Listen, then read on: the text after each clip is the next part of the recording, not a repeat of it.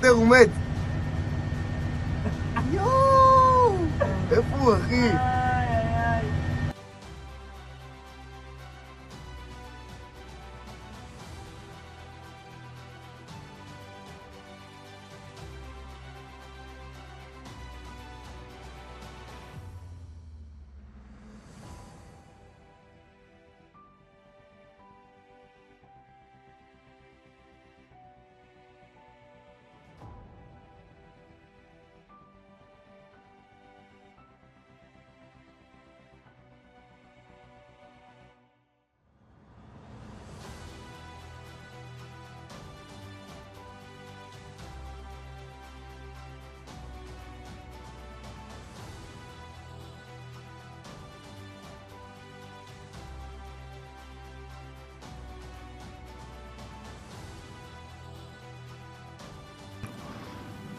אגב, הוא ואבא שלו, רנדולף, הבן של צ'רצ'יל, באו וכיסו כאן את מלחמת ששת הימים בצורה מאוד חיובית לנו. לך תמצא את זה בבריטניה עכשיו. מה שנקרא ברפובליקה האסלאמית של בריטניה, לך תמצא את זה. חברה אירופאית, כל אירופה כבר נהייתה כזאת, לא זה כאילו... כן, אבל מישהו אמר שאתה יודע, הרפובליקה האסלאמית הראשונה עם נשק גרעיני תהיה הרפובליקה האסלאמית של בריטניה. בסדר, אוקיי. אז אנחנו דואגים שלא תהיה פה עוד אחת, אתה יודע. באיראן.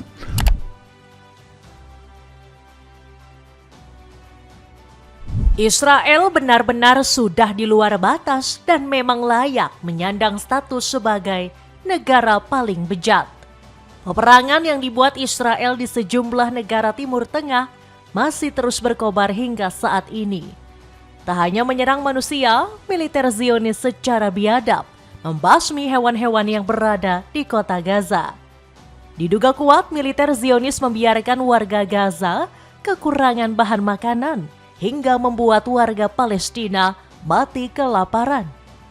Benjamin Netanyahu layaknya sudah dipengaruhi oleh bisikan iblis yang jahat. Perdana Menteri Israel itu akan memerangi negara-negara yang tidak mendukung tindakan penyerangan militer mereka di Gaza, Lebanon hingga Suriah. Gak terkecuali Inggris yang terus menyuarakan kemerdekaan Palestina.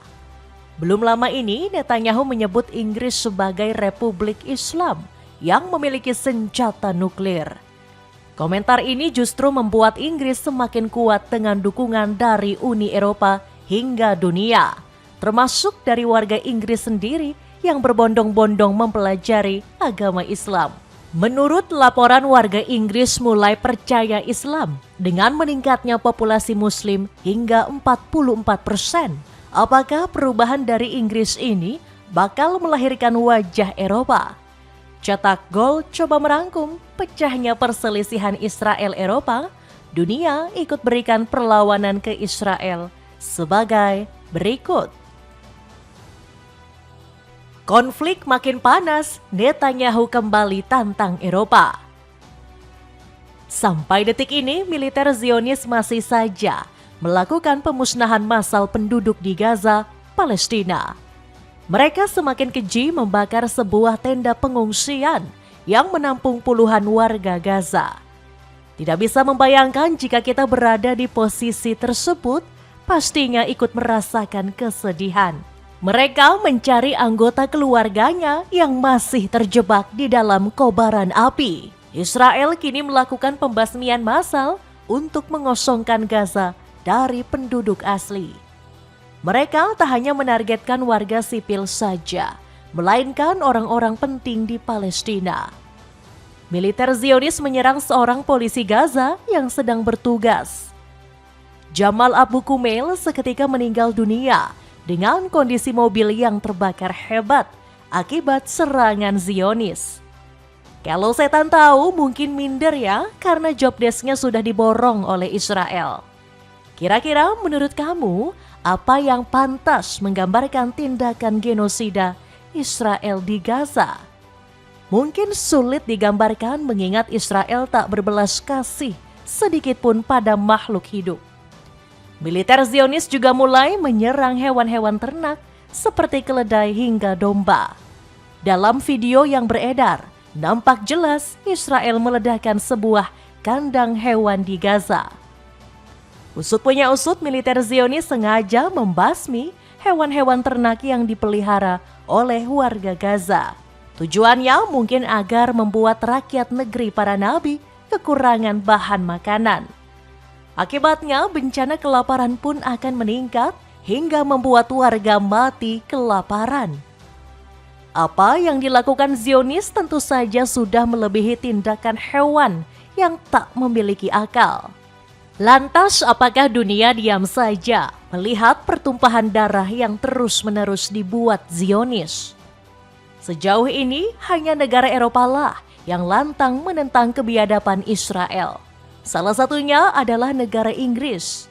Ya, kamu tidak salah dengar. Kalau kita berbicara Inggris, yang terlintas di benak kita tentu negara yang bersekutu dengan Israel Amerika. Selama bertahun-tahun Inggris selalu diam melihat genosida Israel di Timur Tengah. Bukan tanpa alasan, Inggris menjadi salah satu negara pengekspor senjata terbanyak ke Israel. Data menunjukkan di tahun 2025 lalu, Inggris mengirim setidaknya 100.000 butir peluru. Zionis menerima senjata dari Inggris yang nilainya bisa mencapai 408.000 pound sterling atau 9,8 miliar rupiah. Berkat suplai senjata inilah yang membuat Israel semakin kuat hingga terus membabi buta. Tetapi hidayah seolah menghampiri para pemimpin Inggris. Dukungan politik, dukungan senjata ke Israel pelan-pelan memudar. Inggris bahkan menangguhkan 30 dari 350 lisensi ekspor senjata ke Israel. Tak hanya itu, para politisi hingga partai di Inggris juga mulai mengecam tindakan brutal Zionis. 800 tokoh hukum Inggris mendesak Keir Starmer untuk segera menjatuhkan sanksi ke Israel. Starmer yang saat itu masih menjabat sebagai Perdana Menteri dikecam hanya karena dia melihat genosida Israel. Menurut tokoh hukum tersebut, kelakuan Israel sudah di luar batas. Starmer pun menepati janjinya dengan mengakui negara Palestina di bulan September lalu.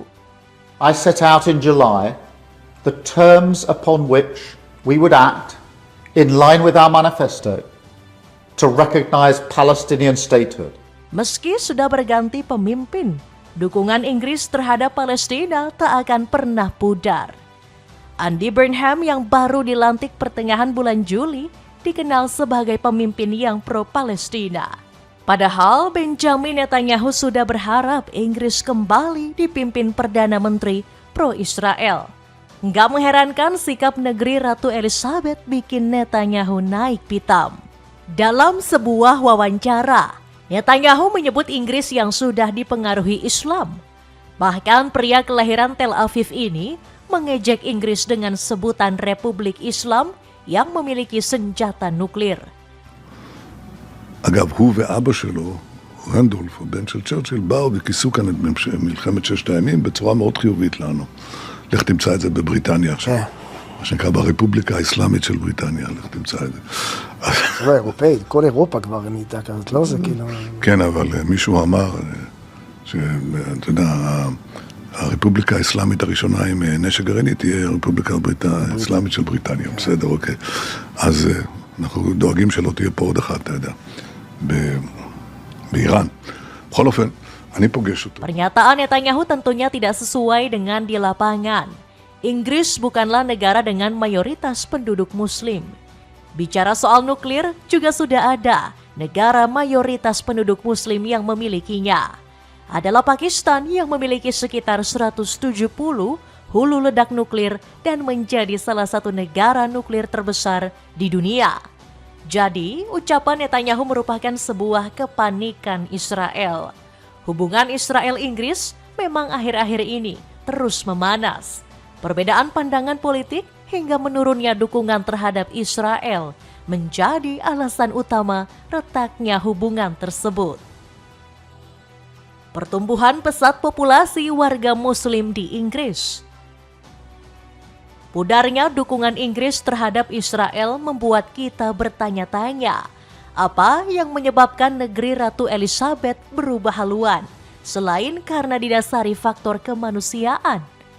Usut punya usut, banyak politisi Muslim Inggris yang saat ini menduduki kursi parlemen.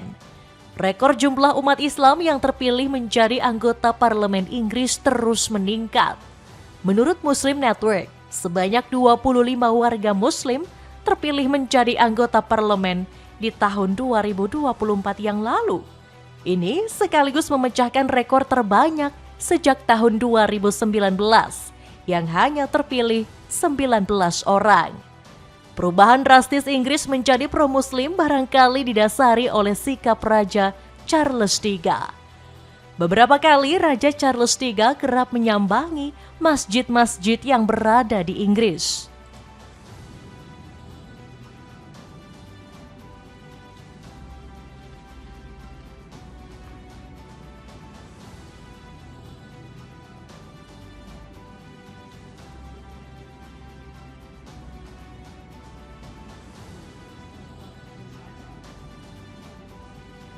Dalam video yang beredar, Raja Charles III berkunjung ke Cambridge Central Mosque. Masjid ini dinobatkan sebagai masjid ramah lingkungan pertama di Eropa. Raja Charles III menunjukkan ekspresi kagum melihat desain masjid yang begitu menenangkan. Bahkan beliau sangat sopan dan menghormati masjid dengan melepas alas kaki. Sekelas Raja Charles III saja tunduk di hadapan Sang Maha Kuasa dan menghormati masjid. Masa kamu sebagai rakyat biasa tidak mau pergi ke masjid dan memakmurkannya? Bahkan ada hipotesis yang mengatakan bahwa Raja Charles III sudah mualaf. Namun berita tersebut masih belum terkonfirmasi oleh banyak media kredibel dan diragukan tingkat kevalitannya. Namun yang jelas, sikap Raja Charles III yang tak memerangi Muslim membuat pemeluk agama Islam meningkat drastis. Dalam 10 tahun terakhir, pertumbuhan Muslim di Inggris Raya mencapai 44%. Pertumbuhan pesat populasi Muslim menjadi yang tertinggi di Inggris sejak 10 tahun terakhir. Dewan Muslim Britania Raya atau MCB melaporkan ada sekitar 4 juta populasi Muslim di Inggris. Agama Islam menyumbang sekitar 6% dari total populasi Inggris. Hal ini juga didasari dengan pertumbuhan para mualaf di Inggris yang kini mencapai 100.000 orang. Menurut laporan ada sekitar 5.000 penduduk Inggris yang pindah ke agama Islam setiap tahunnya. Padahal dulunya Inggris menjadi negara dengan tingkat fobia Islam terbesar di dunia. Hal ini tentu gak terlepas dari pengaruh propaganda yang terus dilancarkan oleh Amerika Israel. Kini Inggris Raya dihuni sekitar kurang lebih 5 juta jiwa penduduk Muslim. Hal ini mencakup Skotlandia yang memiliki 120.000 penduduk Islam, Wales 67.000 jiwa, hingga Irlandia Utara 11.000. Sepatu futsal dari Zars ini lagi diskon besar-besaran, cek linknya di bawah ini. Dunia dukung penuh Inggris perangi tindakan biadab Zionis. Selama ini niat Netanyahu untuk propaganda penduduk Eropa justru berubah menjadi bencana. Dunia sudah mulai sadar bahwa Israel merupakan negara pembuat onar. Ramai-ramai negara di seluruh belahan dunia sudah gregetan dan ingin menghancurkan Israel. Recep Tayyip Erdogan menuduh Israel berupaya menghapus Palestina dari agenda dunia. Tujuan pemerintah Netanyahu adalah menghapus Palestina dari agenda bersama umat manusia dengan mengambil keuntungan dari kekacauan dan konflik baru di kawasan ini, kata Erdogan. Sebagai pendukung kuat perjuangan Palestina, Erdogan berulang kali mengecam Netanyahu. Dia menuduh Perdana Menteri Israel itu sebagai genosida hingga pelaku kejahatan perang. Pidato berapi-api dari Erdogan mendapat tanggapan positif dari Khawaja Asif. Menteri Pertahanan Pakistan itu mengeluarkan pernyataan keras, menyebut Israel sebagai ancaman seluruh Muslim. Khawaja Asif menyerukan agar aliansi yang disebut NATO Muslim untuk segera menyerang Israel. Dalam wawancaranya, Khawaja Asif menyerukan aliansi yang disebut NATO Muslim untuk segera membentuk front militer. Dia menegaskan negara-negara Muslim harus bersatu tanpa ragu melawan kebiadaban Zionis. Sikap mereka terhadap Palestina dan pola pikir anti-Islam tidak akan hilang. Mereka terus menghasut negara-negara Muslim untuk saling melawan. Saatnya kita memberikan perlawanan, tegas Khawaja Asif. Hal ini membuat kita bertanya-tanya, siapa lagi yang bisa menghentikan kebiadaban Zionis? Sebenarnya Donald Trump sudah memperingatkan sekutunya Israel untuk berhenti menyerang. Menurut Trump, apa yang dilakukan Zionis layaknya iblis kehilangan kendali. Presiden Amerika Serikat itu mengajukan 15 poin proposal usulan Board of Peace untuk menghentikan serangan Gaza. Akan tetapi Benjamin Netanyahu menolak seluruh proposal yang diajukan Trump. Tekad Perdana Menteri Israel ini sudah bulat tak akan menarik pasukan sampai Hamas benar-benar dilucuti. Ambisi Netanyahu juga sejalan dengan Israel Cuts. Menteri Pertahanan Israel itu mengklaim seluruh kawasan Palestina, termasuk Lebanon hingga Suriah, telah berhasil direbut.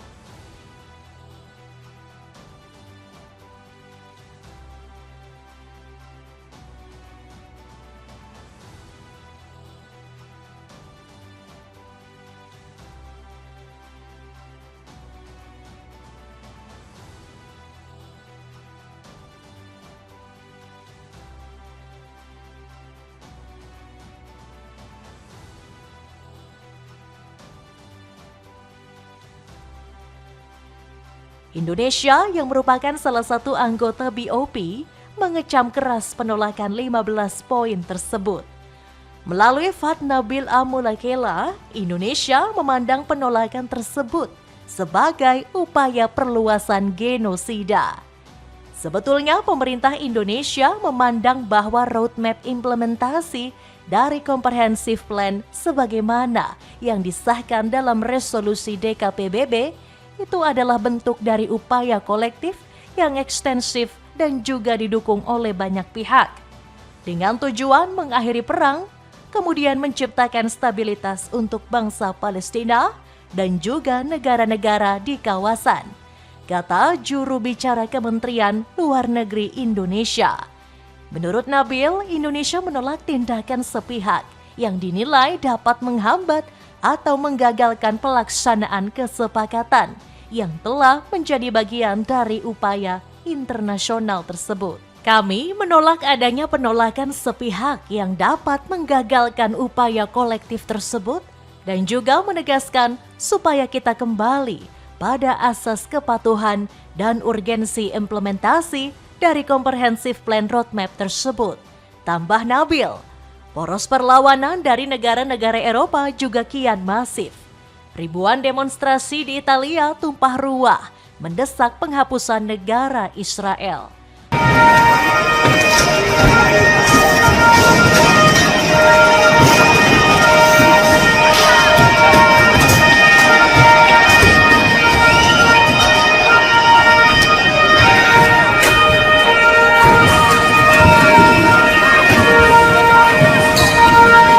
Para demonstrasi mendesak Israel menghentikan genosida brutal. Mereka juga menuntut para pemimpin dunia untuk segera menekan undang-undang pembentukan negara Palestina. Demonstrasi besar juga menyeruak di sejumlah kota di Prancis. Para demonstran menuntut Israel untuk segera hengkang dan menghentikan genosida di Gaza.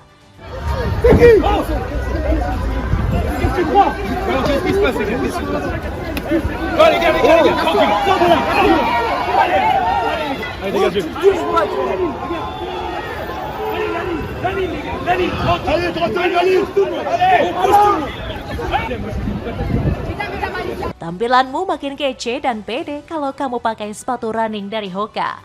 Cek linknya untuk informasi lebih lanjut. Itulah ulasan pecahnya perselisihan Israel-Eropa. Dunia ikut berikan perlawanan ke Israel. Bagaimanakah pendapatmu? Apakah Inggris akan terus berpegang teguh untuk terus membela Palestina?